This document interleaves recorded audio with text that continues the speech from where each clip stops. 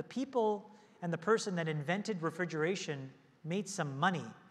But most of the money was made by Coca-Cola, who used refrigeration to build an empire. Yeah. Well, let's talk about I mean, this seems like everyone in this room is, you've heard of this ChatGPT, and I know this is stuff that interests you, and you're probably the sort of guy who's been on top of this stuff for years, and it just kind of bubbles up for a lot of people like us. It seems like I haven't seen a technology that's kind of captivated the public, in a while. Yeah. Talk to us a little about these large language models. I mean, you just talked a little bit about how transformative AI is going to be in all these different industries. What about it from an investment standpoint? Because you and I were just chatting about this. I saw a headline, a company, I've never heard of them. Two guys leave Google, Chapter.ai, and they're looking to raise $250 million at a $1 billion valuation, maybe. What have we learned here? Because that seems like a big round for something that is probably a handful of engineers kind of banging away at a chat bot right now. When I was at Facebook, my team and I were probably the first folks that really commercialized machine learning in the wild. When our first versions of Newsfeed and some other technologies that you guys probably interact with every day essentially was about using machines to guess, and to guess better and better over time. So that's basically what this is, just on steroids.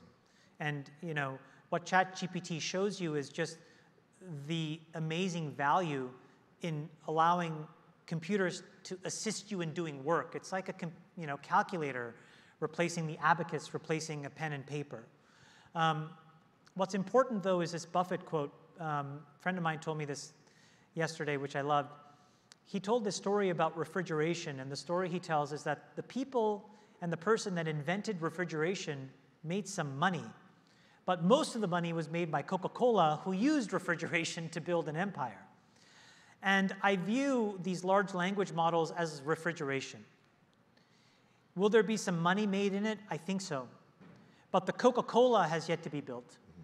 And those are the companies that are really going to monetize it. And in order to monetize it well, here's a basic thing about machine learning that's worth knowing, which is if you take 1,000 of the same inputs and give it to Facebook and Microsoft and Google and Amazon, they'll all come up with the same machine learning model. But if you have one extra thing, one little ingredient that all of those other companies don't have, your output can be markedly different. Mm-hmm. It's like giving two great chefs 3 ingredients, but you give the third chef 1 extra one. That person has the ability to do something very special. So right now, we are in the world where everybody is crawling the open web. We're going to move to a world where as everybody gets sophisticated enough, where when refrigeration is widely available, somebody's going to say, you know what, this site, I'm not going to allow anybody else to access. It's only me, only for my models.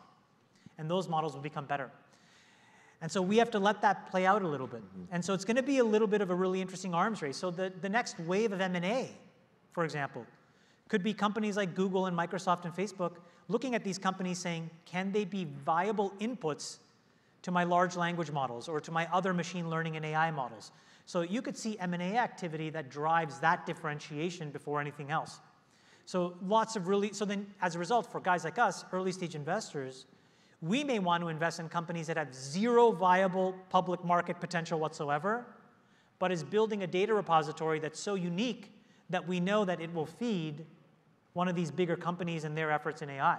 And that could very well justify making an investment that we would otherwise not make today, knowing what we know. And on that front, I mean, so regulatory really quickly, because we only have a couple minutes here. I mean, 10 years ago, Facebook would just buy the next thing, right? They'd pay $1 billion. The fact that Microsoft paid $1 billion investment in OpenAI, in a different regulatory environment, they might have just bought it. They couldn't buy OpenAI. But does this also excite you about early stage tech investing in this environment? Does the regulatory environment actually help your cause to let some of these companies bubble up a bit further than they might if they were just kind of taken over by the incumbents? Yeah, I mean, I think the incumbents are going to have to veer into adjacent M&A that it's non-obvious, mm-hmm. that will pass regulatory muster.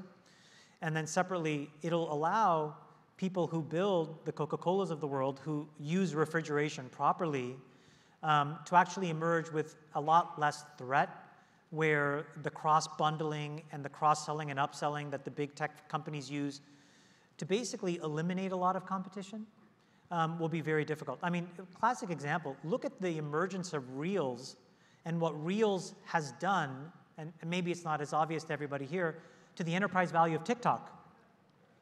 I mean, I think we've all thought that ByteDance was going to be a $200 or $300 billion company. There's all this, value tied up in it. All these folks have these big stakes in it. But if you look at the growth of Reels, it's probably halved the enterprise value of TikTok before the regulatory stuff has happened.